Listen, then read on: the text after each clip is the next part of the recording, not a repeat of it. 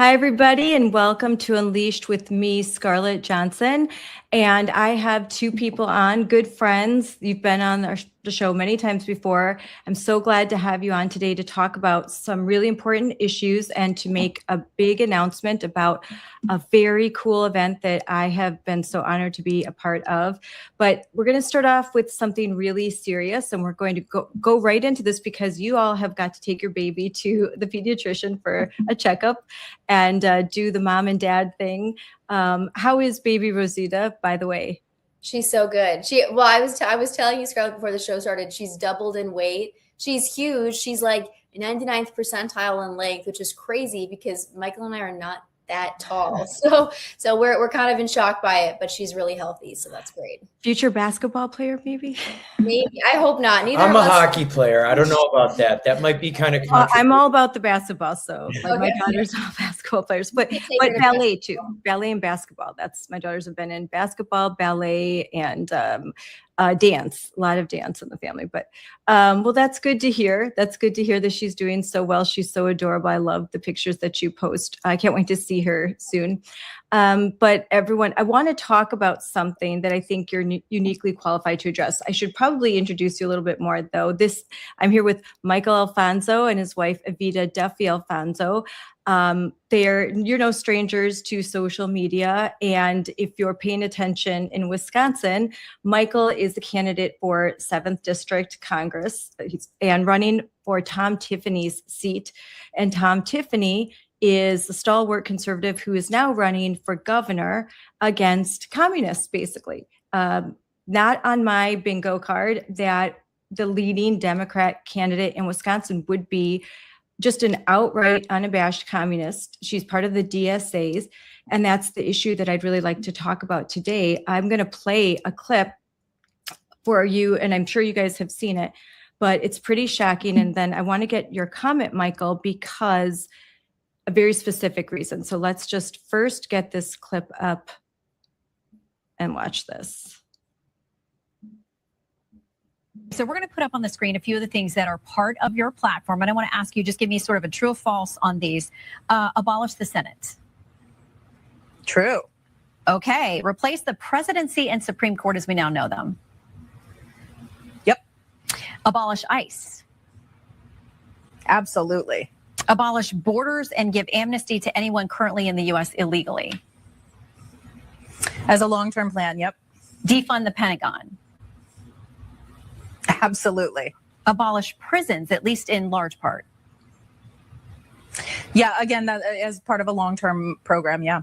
Okay, so no prisons. Government or public ownership of most large corporations. Yeah, absolutely. So we're going to... That's shocking. That's just absolutely shocking. Would not think that I would see something like this so soon. So Evita, you've worked with Dan Bongino. Your dad was a congressman. You've been in politics a long time. Michael, you are currently running for office for the 7th District. You were inspired to run. You had no interest in politics.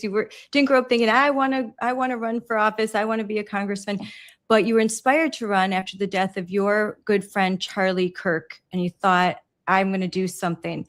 How does watching this make you feel, considering the fact that Democratic Socialists have basically taken control of the Democrat Party nationally and in the state of Wisconsin? Yeah, I mean, when people ask me, why am I running for Congress? That clip is a great example of why I'm doing it. I almost, when I first saw it, thought there was going to be a Saturday Night Live Chiron instead of Fox News. And it would have been funny if the leading candidate for governor in Wisconsin wasn't a DSA member.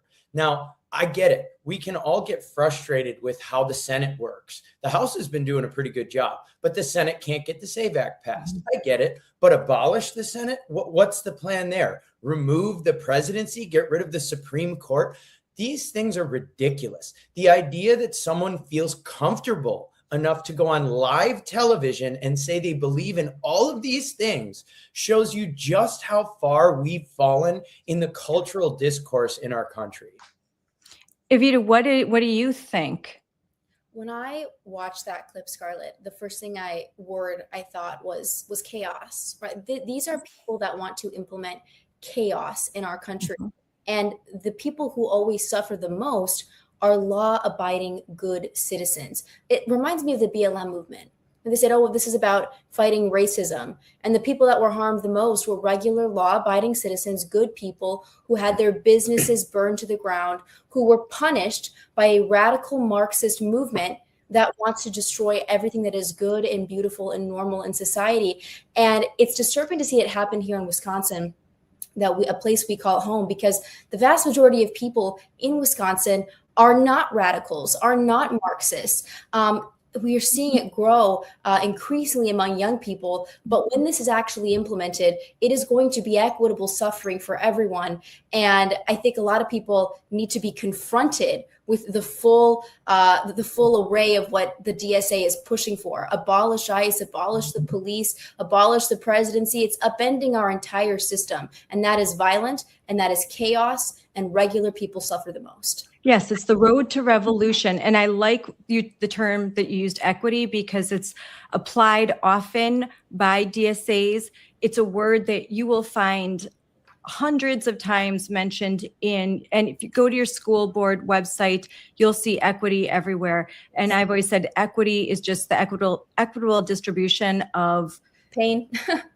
Of bad things, of mediocrity. But now it's of nothing. Basically, there'll be this upper tier. And Michael, your family knows that, as they escaped communism in Cuba, where 1%, they live high on the hog, they live in the palaces, while 99% live in misery, suffering. There's no upward mobility. There's very few opportunities, such that the Cuban people have been trying to escape to America since Castro has been in power.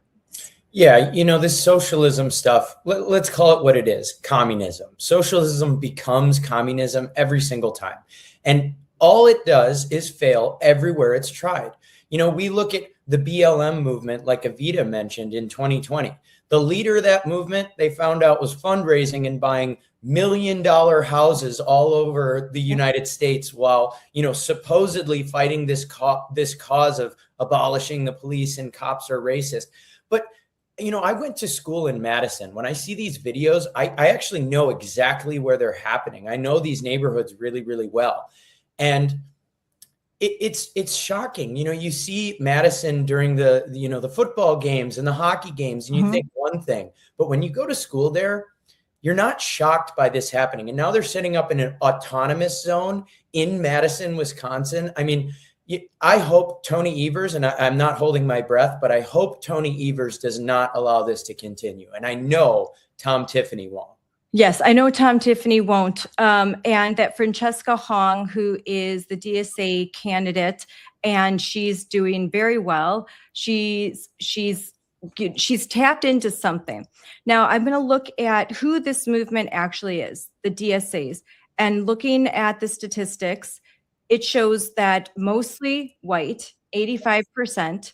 They're young, college educated, and they feel disaffected. At least they're holding 80% hold at least a bachelor's degree.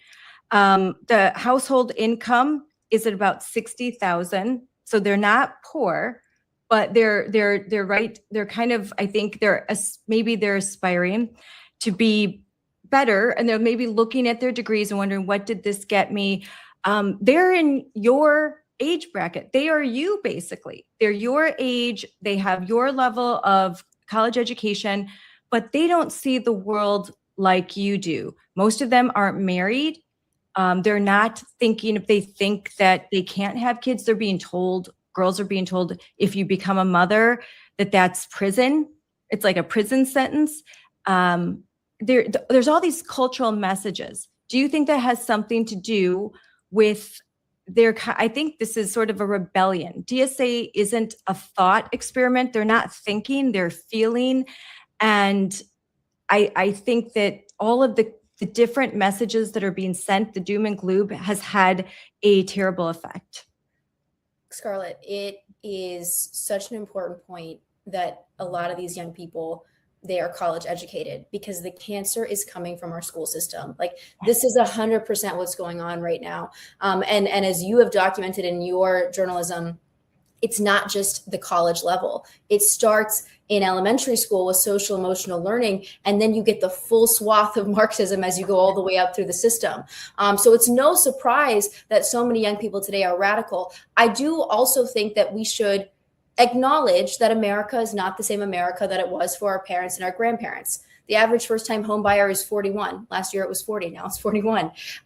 So it is a little more difficult to get ahead if you're a young person. And I think it's important that we acknowledge that and say, okay, how can we make America better? How can we make the American dream available to everyone using the American values to do that, right? So actually promoting, I think, things that help young people out, like bringing up the deportation numbers to bring up the value of labor in our country, having tax breaks for married couples with children, doing and unleashing American energy independence so that you can have lower gas prices. These things are important to help young people get ahead, and you don't have to have communism to do that. So we have to acknowledge that there's real pain, but also understand that a lot of the anger and resentment and worldview is being created on college campuses that have been, I think, set up to indoctrinate young people for decades now, and it's only gotten worse. And I just want to throw in there, JD Vance, our great vice president, was on Joe Rogan,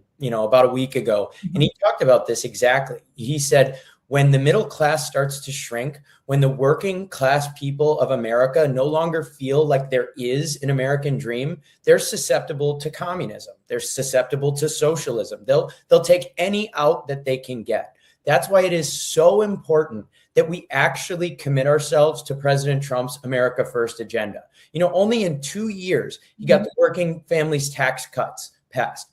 Wisconsin families all across the board are saving thousands of dollars or making thousands of dollars more. We need to focus on the people that really make this country run. And that's why I've been so proud to be endorsed by the president, because I'm going to work very, very hard to make sure that he gets another 2 years in office and we continue fighting for the people in America that make the world turn. Do you think that a lot of people your age feel they can't see themselves in government, and so they tune out? Is that a reason why you chose to run, so that more people your age could see themselves represented in government? Yeah, I think so. Half of our generation is kind of full-blown crazy. They're not Christian. They don't understand that, even if things aren't working out, you're still called to be a happy warrior. That's why I'm running, because a lot of young people can almost feel like their vote doesn't matter, that nothing they do will change something. I'm running to tell you that we can make a difference. And I actually think, we were hit with the Biden era inflation crisis, which was the worst inflation crisis in 40 years. That hits young people and older people on fixed incomes. The great older generation and this new young generation have to band together to make sure the country is going in the right direction. Yeah. And I would think that a lot of older people are looking at the platform of the DSAs and they are horrified. And so for them to understand that when you may have been a lifelong blue collar Democrat, but they aren't for you anymore. They don't represent you. I mean, Nate Silver, his analysis puts DSAs in the high education bracket. Okay, these are not the working class. They pretend, they act like we're for the working class, but this is not about policies that help the working class. This would destroy the middle class, destroy the working class. It would be, what would happen to Social Security for those who are older and rely on it, and to the hospital systems and everything? It's really headed head first into communism, South American style. Like, this isn't even European soft socialist. This is like full blown communist. Well, and I just want to throw one more thing in there. The Democrats right now are going after Republicans for high gas prices, right? Well, in northern Wisconsin, Bayfield County, Douglas County, we have one of the largest pipelines in the entire country. It's called Line 5. And the Democrats are protesting modernizing it. They're outside of the hotels protesting the construction workers where they're staying, keeping them up with blowhorns. Democrats are not the party of lower prices. They're the party of anarchism. And it's really easy to see that when you look at Madison or Bayfield.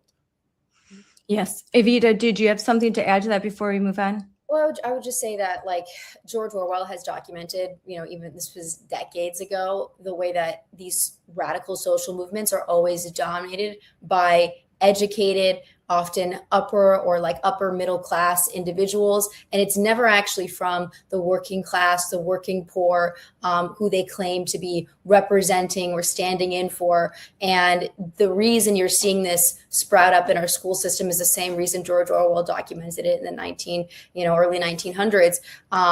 You have fake fields of study inspired by Marxism. Right? You have fat studies, you have queer studies, you have post-colonial studies. These are not real fields of study. These are grievance studies that are set up to teach young people that the world is between two classes, oppressed and oppressor. They're always on the oppressor side, or on the oppressed side, and that they have to fight the system in really destructive ways. It's been happening for decades. This is not a new thing. It's not a new pattern either. And we have to look to history to understand what we're looking down, what barrel we're looking down if we don't fight this right now. It is suffering. It is death. Look at the USSR. Look at Cuba, where Michael's parents fled from. It is something we have to actually take very, very seriously. You mentioned Animal Farm, and that reminds me of the quote, all animals are equal, but some animals are more equal than others. And that we can transition to what's happening, like you said, queer theory and the transgender phenomenon, the queering of education. And when I say that, I am quoting Judith Butler. I am quoting their scholars. This is what they call it. They look at education as a political act, just like Paulo Freire. This is how they get to the revolution. You're exactly right. That the reason why we're seeing this rise of DSA, it's not a coincidence that over the last 6 years, I have been shouting from the rooftops about what's happening in education. And I have predecessors that have been talking about this for decades as well.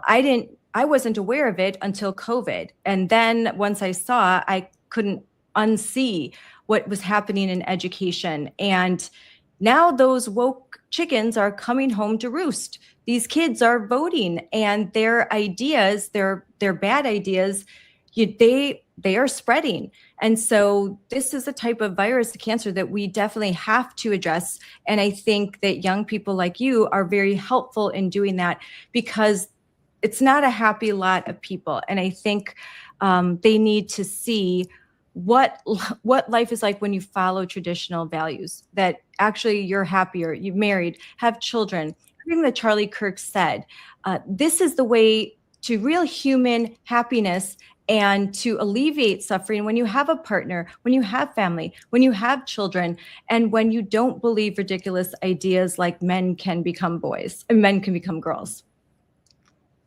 Yeah, I look at just the general population of Gen Z. Everyone who's on the left, if you look at them, they don't look happy. They look like they're still trying to figure out what is going on. I don't like to say that I have anything figured out, but I got married young. It's something that's very countercultural right now. Mm-hmm. There's nothing in my life that has given me more joy than being married young, having a family. I mean, becoming a dad has been the most amazing experience I've ever had. I mean, it's amazing. And it turns out that these conservative values, these values that have been around for thousands of years, have been around for a very good reason. There is a roadmap to being happy, or at least to understanding suffering. Christianity, being a family. This is how we make our country better. And why I think a lot of the battles we're having right now, they're not political ones. We're not having a fight about a 1% tax increase or a 1% tax decrease. We're having a fight for the soul of the nation, and it's between good and evil. Yep. And Evita, you've written about this at length. You are a journalist.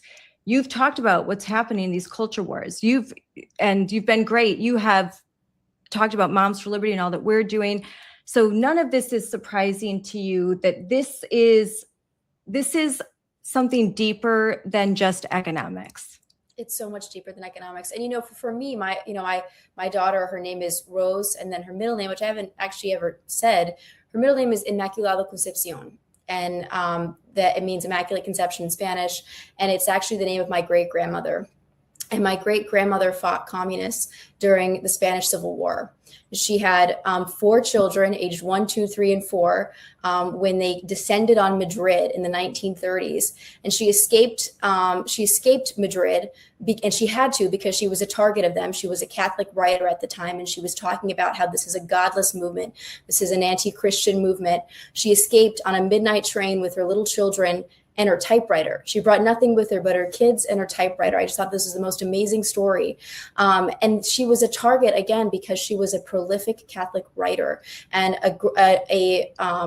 another family member of ours was a Catholic priest. And he was actually rounded up, as many priests were during the Spanish Civil War, and murdered. They shot him, and he actually was in a firing squad, and they only grazed his shoulder.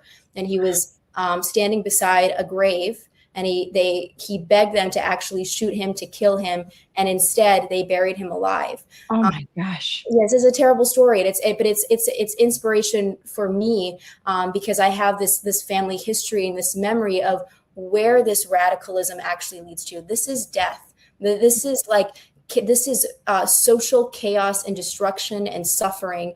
And it's not cute. It's not contained in the classroom. It is unleashed into the streets, and everybody suffers from it. Everybody. It's not just something that stays in the classroom. That's why Michael and I are so motivated, from his family in Cuba, mine in Spain, that this cannot come to America, the land of the free, home of the brave. We have to protect what we have here. So speaking of chaos, we're going to talk about Ella Fry, a young girl that you guys know well, a good friend of mine. I love her and her mom and all of the moms, St. Croix County Moms for Liberty, and the moms that are fighting back. Explain in just a few words, explain what's happened in New Richmond and why this is so important to you guys. Okay, so New Richmond it's an incredible story, because this is not a left-wing, center. This is not Minneapolis. This is not Madison. This is New Richmond, which is a generally conservative, working-class community in the 7th District of Wisconsin. And parents realized last school year that a trans-identifying male is actually using the female restrooms and making the girls deeply uncomfortable. And the parents were shocked by this, because they had no idea there was a transgender policy at the school. Turns out there really wasn't, not one that was agreed upon by the school board or the parents. This was sort of just done under the radar. And the parents were, of course, enraged by this. They wanted to protect their girls. Mm-hmm. And Michael and I attended multiple school board meetings where parents tried to articulate to the school board why their girls deserve to be protected, why this is an anti-biology, anti-safety policy that they have. And the school board basically told the parents, we have to do this. This is the law. Of course, it's not. And Title IX is meant to protect girls, not do the opposite. And this fight is ongoing today, Scarlett, and it continues into this next school year. Ella Fry just had another wonderful presentation at the school board meeting. I think it was just last week. Mm-hmm. And so we need a lot more national attention on what's happening in New Richmond, because these parents and these students do not deserve what they are being put through by radical activists on the school board, and also their lawyer and the administration. Now, Michael, you wrote an article about this in the Federalist in February, 5 things to know about the secret Wisconsin trans bathroom policy. You are running for Congress in the 7th District. New Richmond is in your district. Why did you feel the need to write this column, and what really touched you, motivated you about what was happening? Well, a big reason is that at the time this was happening, my wife was pregnant with a girl. And I look at this and I say, the spirit of Title IX, what was it about? It was about protecting women. And now it is the very thing being used to target women. So when I get into office after these elections, if I get into office, I'm going to codify Title IX. This was brought around to make sure that women were elevated, to make sure that they're protected. And right now, men are using it to invade their spaces, to invade their sports. And it's a really simple fix. Congress just has to say biological men and biological women. Now, it's sad that we're at the point where we need to make that very specific. I don't think Richard Nixon, when he signed Title IX into law, had any doubts when he said men and women. But this is where we are, and we have to fight by the rules that they give us, and we will protect women at all costs. Yes, and for 5 months, this school district just keeps saying our hands are tied, our hands are tied. But it turns out they've hired lawyers. The ACLU is filing amicus briefs on their behalf. They are digging in their heels. They refuse to implement or follow federal policy established by President Trump, by Secretary Linda McMahon, affirmed by the U.S. Supreme Court. They just refuse. They just keep digging in their heels, telling girls, well, you need to be kind and truth doesn't matter. Their bathroom policy is the same policy that would allow boys into girls' sports because it's in their non-discrimination policy. They have overridden sex and included identity, gender identity. So all the protections and privileges of Title IX are based on identity. So a boy that identifies as a girl would have all of the rights that an actual girl does. And that's wrong. That's unconstitutional. It's immoral. And these girls in this conservative rural area and their parents are simply saying, have a policy that has this boy use one of the single stall rooms. Give him the map. Instead, they're pasting maps all over the school, telling girls where they can go if they don't want a boy in their bathroom, which, as Ella said, is stupid. She said it best. You're accommodating the very few, one or two trans-identifying men in the school system and displacing the hundreds of girls who go to school at New Richmond High. It is so idiotic.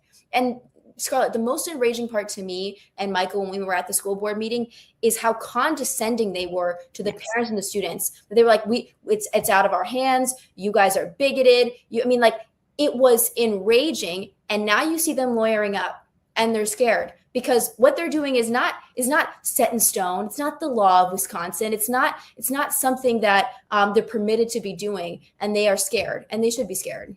Yeah. And there's a reason that this is happening in Wisconsin. This isn't happening in deep red Louisiana or deep red Florida. They're doing it in the swingiest state of swing states because they know if they win here, it will proliferate all throughout the country. And we need to know that from our side, that this is the final stand. This matters. If we lose New Richmond, if we lose this ruling in Wisconsin, it will go everywhere. Florida, Texas, any Republican stronghold you can think of. And if we care about women, we need everyone to get out and make sure that this goes the way it most obviously should. Mm-hmm. Absolutely. Your New Richmond borders Minnesota. And as Tom Tiffany often says, don't Minnesota my Wisconsin. Minnesota, I just recently reported, it's gone viral. They are handing out gender dolls to little kids, where you can change their anatomy. Little kids with different body parts, private parts. I won't say out loud because I want this to be able to be family material. But yeah, little kids are swapping out genitalia on a doll. And that's what they're doing in Minnesota. We don't want that here in Wisconsin. We don't want that kind of insanity. We don't want tampons in third grade boys' bathrooms, and we don't want all of this gender insanity. And I think a lot of the policies from Minnesota get trickled in to this area of Western Wisconsin. Well, it really is a virus, this woke mind virus. They destroyed Minneapolis. Evita and I were there. We saw it before the BLM riots, and we see it now afterwards. A lot of those Minneapolis residents moved to Hudson, even if they still work in Minneapolis. It's a 20-minute drive, 30-minute drive. And this idea that, it didn't work here, but let's keep spreading it. That's communism. This is where it all comes from. I saw it with, the Cuban side of my family. Evita saw it with the Spanish side of her family. This is history. It's not going to work. We need to stop it. Well, and Scarlett, I also say, the BLM movement, the founders said that their goal, they identify as Marxist, but their goal was to upend the nuclear family. Yep. And the sexualizing of children, the targeting of children by the radical trans ideology, by the queer movement, is targeted at children because they want to destroy the family. That's the purpose of all this. That's why Michael says this is a spiritual battle. This is a godless movement. It's because the targeting of children is ultimately to destroy the family. And that leads into an event that I get to announce. And we've got Riley Gaines, that you are going to be a part of an event that I have been so blessed to be a part of. It's about protecting and defending our children, particularly our girls, and what is happening to them across this state with these radical policies. This is going to be on August 4th. So why don't you talk a little bit about this event and why it matters to you?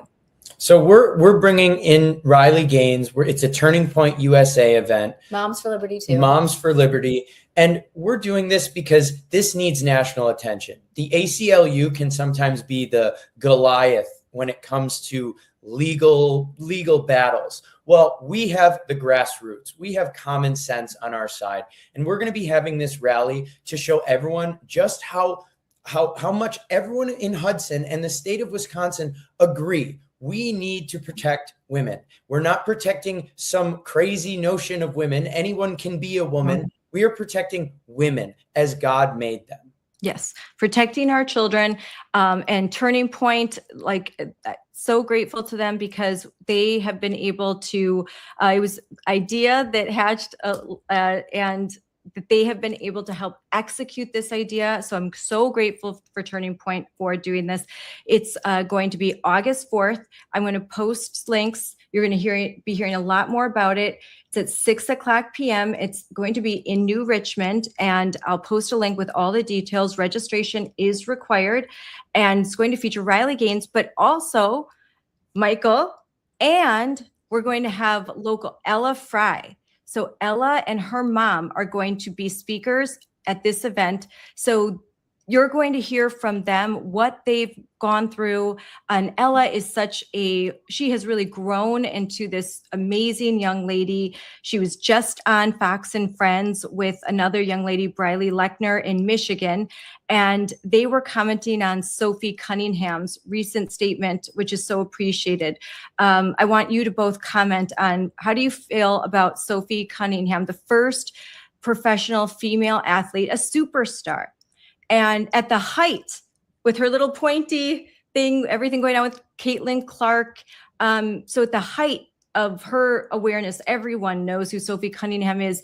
Rather than take the coward's way out, she used that as an opportunity to stand up for women and girls and their sport and their private spaces. So grateful to her. How do you feel about what she did and the implications?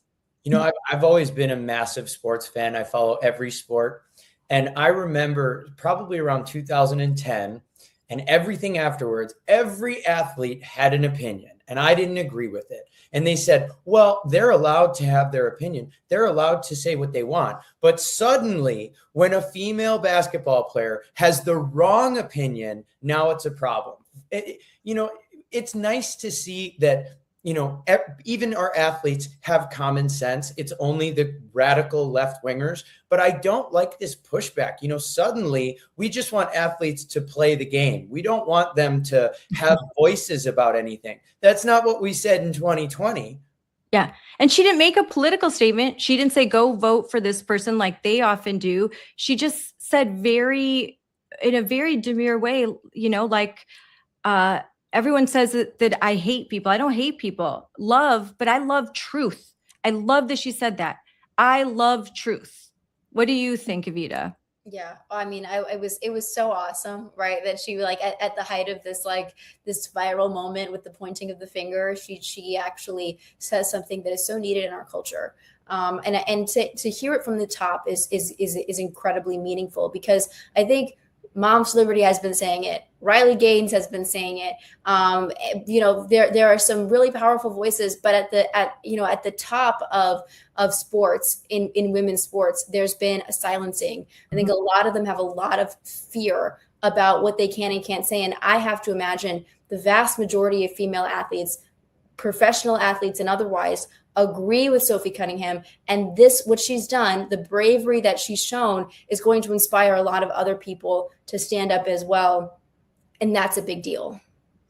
And Michael, is this part of the reason why you're running? You have a daughter, like you said, you're looking at the future, you have skin in the game. Do you want to be an agent of change for good in the 7th district and in the country? The simplest thing is I want to make sure that my daughter grows up in a better America than I did. And that's not to say that the United States is some horrible country. I love America. It is the greatest country in the world. And with the right leadership, it will continue to be. But every generation grew up with that idea that I'm going to leave the next generation with something better than what I had. And that's what I want to do. I want to make sure that Rose grows up. When she's 18, she goes off to college and she can be able to afford a home when she finishes school, that she can know that Social Security will be there, that it's not just a giant pyramid scheme. I mean, my parents are paying into this. I pay into, or my parents are receiving it and I'm paying into it. We need to know that these programs are protected. There are so many problems. The rise of AI, data centers. We have to be sure that the America that we are leaving is better than the one we were given. Yes, 100%. Well, I know you both have to take your daughter to the appointment, and I appreciate you coming on. I can't wait to see you on August 4th. And I will be posting if you are in the area, we encourage you to join us. It's going to be a fabulous event. I can't wait to see Riley on stage with Ella. It'll be tearful for me. I really appreciate the stand that you're taking, that both of you are taking. And I appreciate that both of you are running for office. I know it's not hard. I know you have to take a lot of slings and arrows and it's a lot of work, and that you're willing to do that and make that sacrifice is something that I acknowledge and I appreciate deeply. Thank you so much, Scarlett. You're a warrior for women and girls in Wisconsin, and we appreciate you. Thank you. All right, guys, we'll see you soon. Thanks for coming on. Thank you. Thank you.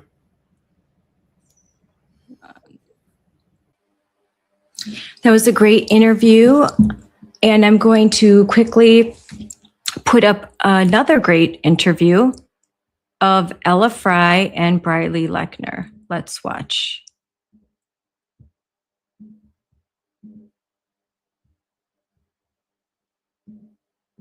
Fever star Sophie Cunningham is standing up for women's sports. The WNBA player defending her stance from critics, quote, saying this: "I said what I said. I think it's kind of common sense. I think I'll always believe in that. I think it's really important to protect children, and that's little girls who are also involved in that category.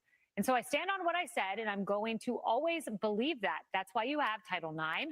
That's why you have some of the greats in women's sports. And if Title IX and women's sports weren't protected, then you wouldn't hear about any type of women in sports."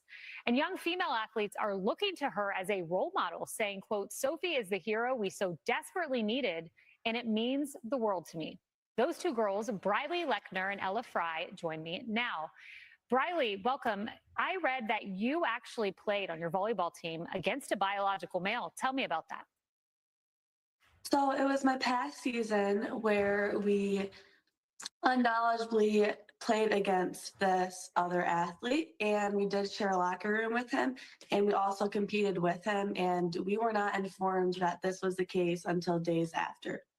Briley, and we know Peyton McNabb was spiked by a biological male, and she suffered a traumatic brain injury from that. Does that place any fear in you? 100%. I know that it definitely freaks out me and my teammates along with girls on other teams. Yeah. Ella, and you are suing your high school because they allow biological boys in the locker room with you, and you've incurred harassment from that? Yeah, so I stood up at the school board meeting and said that I think this is inappropriate and boys shouldn't be allowed to share bathrooms and similar spaces like that. And I kind of got shut down. So they said that if you want to take a step forward, you have to sue the school. And so that's what we did. Wow. And Ella, what lessons do you take from Sophie Cunningham? She's one of the few voices that speak up for women. You don't hear many. No, first off, I want to say a huge thank you to Sophie, because it's really brave for her to stand up for young girls like Riley and I. And when I first heard about her speaking out, I was ecstatic. And I thought, like, you don't see very many people with that platform sharing their opinions because it could be a controversial topic. No, in fact, you see the opposite. I want to play this. This is Megan Rapinoe, someone who benefited from Title IX, as many women have. Here's what she had to say on this issue. Listen to this. Now, all of a sudden, we're going to use a vulnerable group of people in the trans community to be like, oh, well, we're just protecting women's sports and we care so much about it. Like, yes, they're going after trans people in sports and they're using this as a wedge issue because we love sports and, you know, we don't want our little girls to be unsafe in sports. And really, what we're attacking women. We're saying, if you look like this as a woman, you can play. Briley, she said we're attacking women by standing up for women. What do you make of that statement? I personally, of course, I agree that there should not be biological men competing against us. And I think that allowing that is 100% taking away our privacy and safety and fairness. Yeah, no doubt about it. And, you know, Ella, I saw something in the notes and you said you want more celebrities to stand up. I agree with you. And you look, before Title IX, it was single digits, the number of young women in high school sports. It is now close to 45%. What's your message to other celebrities out there who might be thinking about speaking up on this? Don't be afraid to speak up. And there's a lot of people already looking up to you and that agree with you and who support you. And I think it just makes me look up to you more, hearing that you stand up for young girls like me. Yeah, and Briley, your message to women in sports who might be looking at Riley Gaines and saying, it may be time for me to speak out. Riley Gaines, of course, a hero in this field, and she did it back when virtually no one would. Yep, I think that as the people who are more well known, it is making it 10 times more inspiring, and it's encouraging me and a lot of other female athletes to speak out. And I just hope and I pray that more and more people contribute and continue to speak out. Briley and Ella, thank you for being here, for joining me, and for having the courage to speak out. Appreciate you both.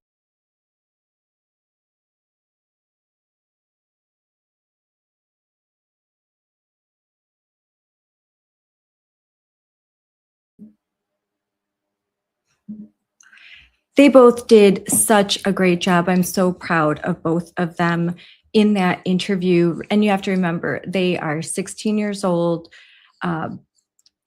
One is a junior in high school, one's a senior in high school. They're just kids.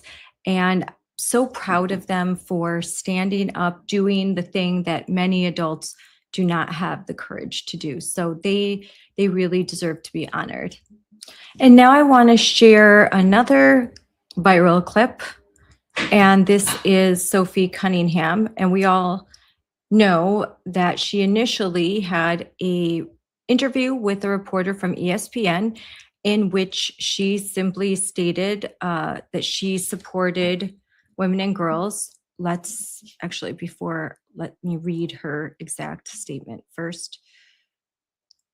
Go back to that. So her exact statement, and I think I'm going to pull that up so y'all can see that as well. Hold on one second. You can see, oh yeah. Okay, so you can see her exact statement right here. She says that she can get called Mega Barbie because of what she looks like and where she's from, Indiana. So she weighs in on how to protect women's sports. She says that she's in that world and she feels qualified to speak to that world. And she says, quote, I got a lot of negative feedback about hating trans. And I'm like, I never once said that. I think that I am here to extend love.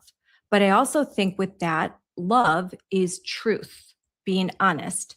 And I want to protect young girls in a locker room or young girls in sport who shouldn't have to go against biological men. So, and on many other issues, she says she's very much in the middle. She agrees with things on both sides, that she doesn't like to say very much about her political beliefs. So that comment just obviously went mega viral. And in response— on that same vein, in that story with ESPN, you talked about wanting to protect young girls who shouldn't have to go against biological men. Just can you expand your viewpoint on that? I mean, I think I said what I said. I think it's kind of common sense. And I think I'll always believe in that. I think it's really important to protect children. And that's little girls who are also involved in that category. And so I stand on what I said, and I always believe that. Yeah. Do you see your advocacy on that like taking any form going forward? I don't know. I'm not a very political person, but I do have beliefs. I have morals, and I'll always stand on those and be true to who I am. And I think people are going to take it how they want to take it, but I've never even really said anything about that. And so when it comes just to protecting young girls in sport and women in sport, I feel very strongly about that. I think that's why you have Title IX. That's why you have some of the greats in women's sports. If Title IX and women's sports weren't protected, then you wouldn't hear about any type of women in sport. And so I think in the future, it's just really important to protect. Do you think, I guess, along the line like that, it goes against perhaps some people might say, hey, for the trans community, this could be something that could come back on us or be targeted against us. Like, how do you, I guess, view that sort of critique? Like I said, I extend love, and I don't dislike anyone. Like, I think there's room for absolutely everyone here. And I think there's room to love everyone. And I truly think when you get people in the same room and you have conversations, you actually have a lot in common with a lot of people. And so I'm there to love, but I'm also there to love biological women. And I think that there are rights that need to be protected. And like I said, I'm going to stand true to that. I'll never falter in my beliefs in that, but I have never once said I hated the trans community. Like I said, I think there's space for everyone.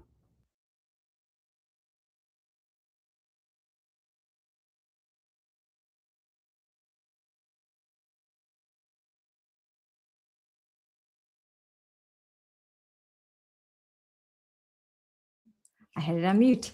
That was so well said. Anyone that would call her a hater is an idiot. Like I said, you are not being honest. There is nothing hateful in that message. It is garnered in truth, and that she believes in biological reality, and that she wants to defend biological girls and their spaces. After watching Ella and Briley on Fox and Friends, and I've worked very closely with these young ladies and their families, and after everything we just talked about, with Michael and Evita, I just had some closing points that I wanted to make. First, we talked about Animal Farm, and it's a critique of communism.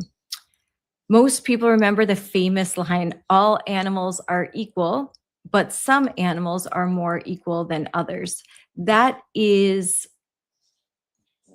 crystallizes this whole trans debate. Everyone's equal, but if you're a man identifying as a woman, you're more equal. You have rights plus, according to the far left and the activists. That isn't constitutional. It's a fallacy, and it's one rooted in critical theory and Marxism. The part that actually explains how these things work is how in Animal Farm, how the pigs stay in power. They don't seize control just by force. They seize control of language. They take things that are obviously true and make people feel crazy for noticing them. They make people feel crazy for speaking truth. So when Sophie Cunningham speaks truth, she's crazy. They want to cancel her. I don't think she can be canceled. I don't think she can. I think they've met their match. Riley Gaines, when she spoke truth, the OG, the first one to do it when no one was doing it, they had to make her crazy, hateful. They had to do the same thing to me. And if you are to Ella Fry, to Briley Lechner, to Sean Lechner, her father, to Heidi, Ella's mom, to the school board candidates, they're crazy, they're hateful. That is a way to seize control. They control language. If you can control the language, you can control society. They take things that are obviously true and they make them something wrong. They tell you something wrong is something right. They rewrite the commandments on the barn wall overnight. And when other animals wake up confused, what happens? Squealer is right there to explain very reasonably why the new version was always the real version. Why what you remember seeing with your own eyes was somehow a misunderstanding. It was your bad. Why the strong, hardworking, faithful animals needed to accept less so the system could keep functioning. Convince them that though they were strong, that they were hardworking, that they didn't do anything wrong, that they were morally right, that they had to sacrifice for the whole system, you see. That's the mechanism. Say something that isn't true, make people believe it, make the strong weaker, make the weak stronger. And by weak of mind, weak of spirit, what Ayn Rand would call the parasites, the leeches,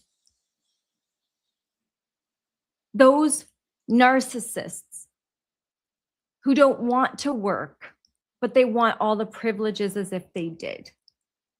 They're envious, they're self-righteous, they're narcissistic, they're manipulative, they're cluster B. They're extremely, many at the upper echelon, very smart. And then they gather together and work with people, some that are brutal, that are, dare I say, criminal. Maybe that's why they don't want prisons, because every brutal dictatorship needs thugs, doesn't it? It needs brutes, people that blindly obey and will do so with fear, actual fear, and intimidation. Everything they call us is projection. That's who they are. Everything they say about me or you, if you are in this fight, all the you're just a dictator, all the things they say about Trump, that's who they are. They're projecting. They're projecting their own worldview and their own desires for power on MAGA, on Moms for Liberty, on even Sophie Cunningham, who isn't political, who's no right-winger, who has very different views on cultural issues than I do, than many, but I support her because I actually believe in freedom of speech, freedom of thought, and intellectual diversity. They do not. There can be no intellectual diversity when you control language, because inherent in that, you have to control what people say, because if one person stands up in that farm and says, that's not true, it ruins the whole thing that's built on lies. A system built on lies, manipulation, that is anti-God, that is anti-human, that is anti-reason, cannot withstand truth. It cannot withstand actual logic. And so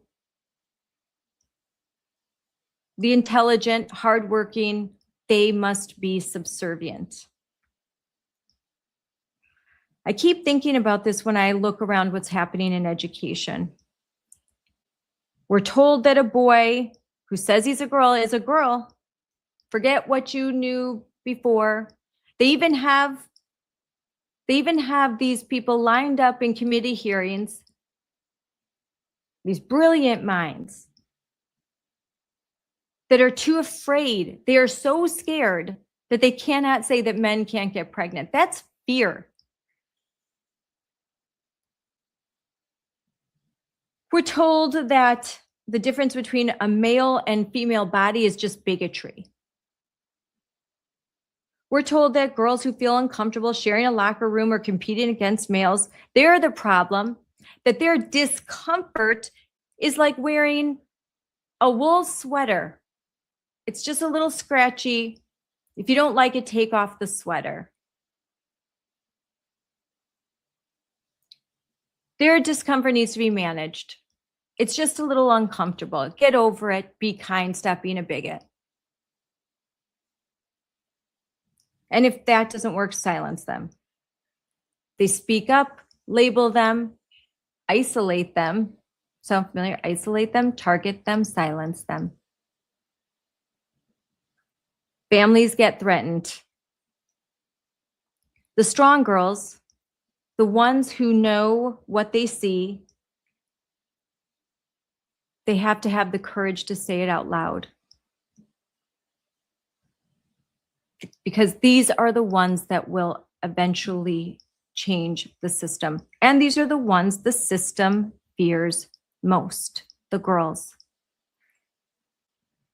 I've had to come to this understanding because I tried to protect the children for so long that they had to speak, and they had to speak publicly.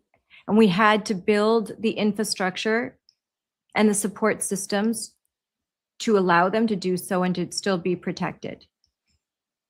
At Moms for Liberty, we have worked very hard to do that. I know other groups like Turning Point have done the same. We had to build the things so that these kids could speak out, and that they would be protected. Of course, without the Trump administration, none of this would be possible. Not one, it just would not. Because the systematic silencing that was happening under the Biden administration through lawfare, lack of protection, I think you saw how difficult it was for Riley Gaines. She still did it. I mean, she did it under the Biden administration. She did it where there were credible threats to her life, kidnapping, locking her in a room and refusing to let her out. Literally barbarians outside the door, barbarians outside the gate, calling, send her out. Sort of like the story of Sodom and Gomorrah with Lot, send them out. The Trump administration and the efforts by the Department of Education, Secretary Linda McMahon, the Office of Civil Rights, the DOJ, Assistant Attorney General Harmeet Dillon, executive orders, all of the hundreds, thousands of people that work in these administrations, certain congressmen, states that have worked to pass the laws, governors, all of that has created a path for meaningful change. But the protection to speak out right now at this time, a lot of that is due to the election of President Trump and the kind of cover that these girls have, the knowledge that they will not be targeted by the federal government if they speak out. That was not the case under the Biden administration. And that they didn't have protections. One thing I failed to mention is that the new Richmond School District is under investigation. In March, the Department of Education, citing Ella's testimony and the work of the New Richmond parents, which I was proud to be a part of,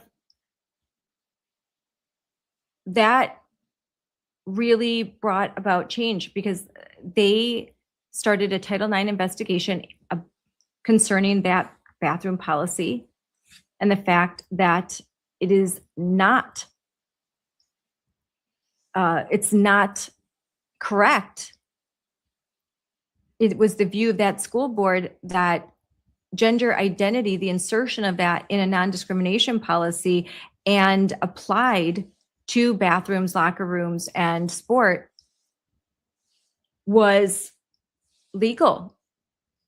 That was the law of the land. It is not. That has been made clear, evidently clear, on June 30th when the Supreme Court issued a landmark ruling defining Title IX, stating that there is a biological reality to it. It is male, female. The 1972 Congress that passed the Title IX protections applicable to education, that provided opportunities and protection for women and girls in K through 12 schools and in college, those laws, those policies, that entire thing was predicated on the binary of male and female. Gender identity did not exist until 5 minutes ago, and it certainly wasn't top of mind of the lawmakers as they created, drafted, and passed that legislation. So mic drop, this policy should be booted. It should be gone already. Instead, they're digging in their heels. Wisconsin, by the way, does not have any statutory requirement that includes gender identity in non-discrimination. So we're told that their discomfort is something that has to be managed in silence. And if those girls speak up, they get labeled, isolated, and threatened. The strong girls, they're the ones that are being targeted because they're speaking out. Ella Fry is 17. She's a senior now at the New Richmond High School in Wisconsin. She has been speaking out about this bathroom policy now since February. She spoke at the first school board meeting. She's speaking out about protecting girls' sports. She is an athlete herself, and she is aligning, like Sophie Cunningham, with females in sport across the country and saying, I stand with you. I think we need to protect women's spaces, their locker rooms, and their sport. She and her family are part of a federal lawsuit against the New Richmond School District. There's a federal rights investigation still open, as I discussed. She has been steady and clear for months. Girls deserve private spaces. This isn't complicated. I've watched her journey from the beginning. There are moments when you realize that you're watching a young leader step into her purpose. Ella never asked for attention. She simply refused to stay silent. 17 years old and braver than a lot of adults. A lot of adults that let this happen.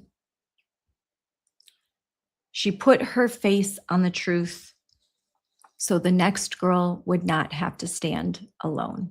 And for that, I honor Ella Fry. And I am so proud to be a part of this August 4th event, this town hall put on by Turning Point. I'm also proud to announce that she and her mother will be a part of another town hall, a parental rights town hall on September 21st for Moms for Liberty. And we've just put out the graphic on that. So we're very, very excited about that. And I'll make sure that I post that also in the comments. So save the date. And we also will have Congressman Tom Tiffany, who's running for governor, as part of a really important panel about parental rights, what's happening in Wisconsin, as well as Assembly Member Barb Dietrich and Assembly Member Amanda Nidweski.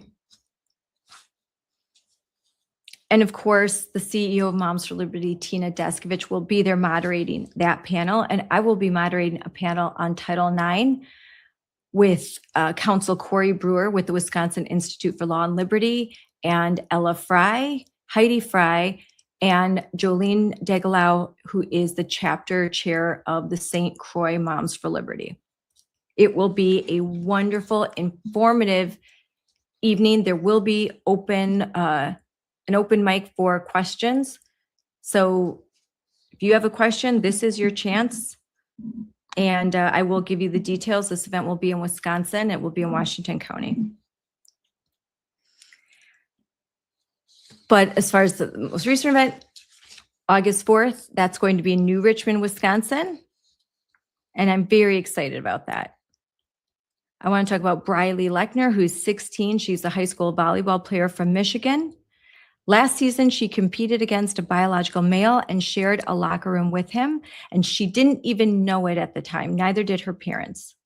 When they found out, they spoke up. They were told to let it go. Then the threats started. Her dad said that they received an overwhelming amount of support, but also hostile responses that included threats to blow up their home. They had to contact the FBI. A few days ago, we saw those girls sitting next to each other on Fox and Friends. They got to thank Sophie Cunningham, the WNBA player at the peak of her career with sponsorships and everything to lose. Say the quiet part out loud. Girls shouldn't have to compete against biological men or share locker rooms with them. I've said this before, and I will say it again. Any woman calling for Sophie Cunningham to be suspended for defending young girls and women is a traitor and an idiot. Suspend her and all hell will break loose. You will just make her stronger. The scales have tipped. The tides have turned. We aren't locked in here with you. No woke people. You're locked in here with us. Ella said something after that appearance that I keep coming back to, and because it's how I feel. She said, I've always hoped I'm making a difference, and now I'm starting to believe that I am. Briley said, if you're going through this right now, if you're a young girl like me going through this, you're not crazy, you're not alone. That is the opposite of what this system wants. They need the girls to stay quiet. This system, this woke system, needs these girls doubting themselves. It needs these strong girls to feel scared, to feel alone, to start believing the rewritten commandment on the walls of the barn that their fairness and their privacy are less important than the feelings of the boys who want access to their spaces, their locker rooms, and their teams. Sophie Cunningham did something exceedingly rare. She used her platform when it cost her something. And 2 high school girls felt the ground shift from under them when she did. It was seismic. This is how you break the spell. This is it. One person tells the truth. They say it in public. They don't back down. And suddenly, all the other animals in the barn remember. They remember what was on the wall just the night before. They remember who they are. And they have the courage to fight back. This is why the education fight matters so much. Schools are where the language gets written first. It's where it gets rewritten as well. It's where kids are taught that there is biological reality, or where they're taught that it doesn't exist. It's where the strong girls learn very early that speaking up and protecting those that are weaker is a good thing, or where they learn that speaking up and protecting the weaker is just bigotry. What do you want them to learn? Orwell wasn't writing about bathrooms, and he wasn't writing about farms. He was writing about totalitarian systems and how they get power and how they maintain it. By making people accept the inversion of truth. Accepting the inversion of truth is the price of belonging. If you look up your school district's board docs, see how many times you see the word belonging, inclusion. You don't see truth very much. Not reality, feelings, empathy, equity, inclusion. That's what you see. The price of inclusion is exclusion of truth. The price of belonging is lying, inverting the truth, forcing others to repeat it, even though it breaks something in your soul to do it. Also, the totalitarians win by exhausting. They exhaust the people willing to fight. They exhaust the people who still remember the truth. They want what's real. But the fight, man, they're tired. They're tired of fighting. And every day they wake up and they were feeling one more person was under the spell. If they can tire and exhaust the truth tellers, the liars win. Ella, Briley, Sophie Cunningham, Michael Alfonso, Evita Duffy-Alfonso. These are the people that are publicly standing for truth, and they're making a difference. Rather than feeling exhausted, truth tellers feel exhilarated. They feel they've got a shot in the arm, a shot of courage, adrenaline runs through their veins. Instead of feeling defeated, they feel strength. Ella and Briley haven't stopped. Sophie didn't stop. And every parent who refuses to let the barn wall get rewritten in their kid's school, they can't stop either. You can't stop. So these are the closing thoughts I'm going to leave you with. And I think this is important food for thought. It's been a running commentary in my mind. I recently have written a speech that I'll be giving soon, and the title of it is "Stay in the Fight." And I think the exhausting part, a lot of people were feeling it, and what happened with Sophie Cunningham really was just a spark to ignite the movement to keep going. I think another spark should be the clip that we started this show off with of the DSA representative. Your jaw kind of drops when you hear their platform. Let me see. I got it right here. Abolish the Senate. Replace the presidency and the Supreme Court. Abolish ICE. Abolish the borders. Defund the Pentagon. Abolish prisons.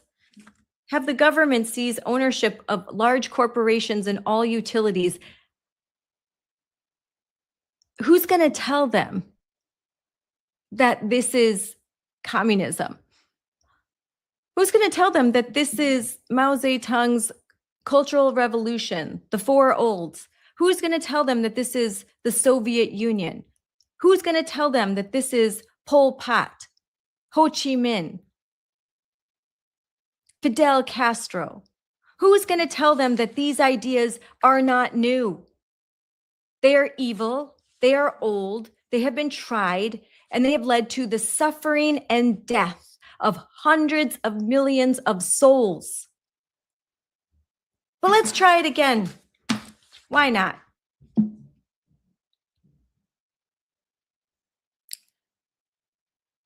This is a battle that we have to win. We can't lose.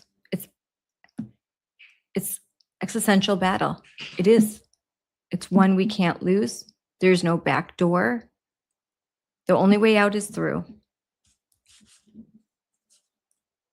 The good news is we've got leaders like Michael and Evita. We've got Ella Fry. We've got Briley Lechner. We've got Sophie Cunningham. And I think we'll have a lot more. We just stay in the fight. Thank you all for joining. I look forward to talking to you again soon. If you like this show, please like and subscribe on YouTube and follow me on @Scarlett4Kids. Follow me on Moms for Liberty at Moms for Liberty. And please like and subscribe to all of our social media channels on Moms for Liberty. And stay tuned if you're in New Richmond, Wisconsin on August 4th. Please join this fabulous event with Riley Gaines, with Ella Fry, with Michael Alfonso. And if you're in the southeastern Wisconsin area on September 21st, I invite you to join the town hall, the Moms for Liberty town hall that will take place in the evening as well. And in the comments, you will see links to register to both of these events. So God bless. Thank you very much. And we'll